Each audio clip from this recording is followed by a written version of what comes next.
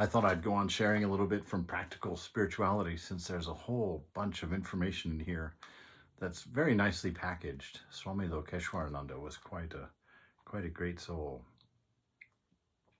He says, like other religions, Hinduism also believes that God is everywhere. It does not believe that there is such a thing as a Satan.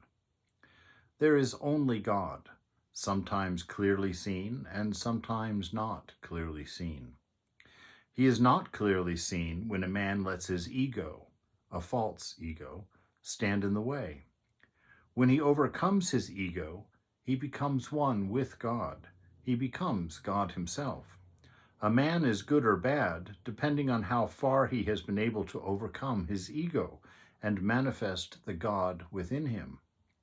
To manifest him through every particle of our being is the goal each one of us has to set for himself.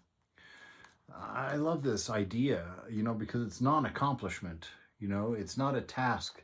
Our purity is not something we have to build. It's something we have to return to. Our divine nature is not something we have to achieve. It's something that we have to return to.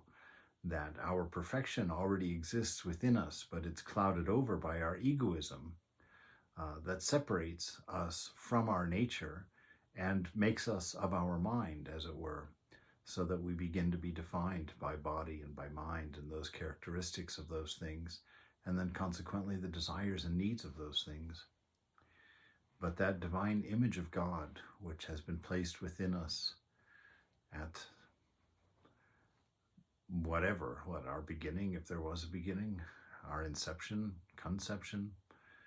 Anyway, that God image, that divine image within us is what has to manifest. And that divine image is a principle, the principle of pure love, the principle of pure wisdom, of pure being.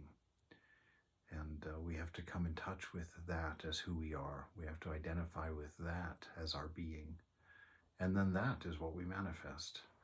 And that is how we become perfect as the divine is perfect. So, Swami Lokeshwarananda, return to your divine perfection.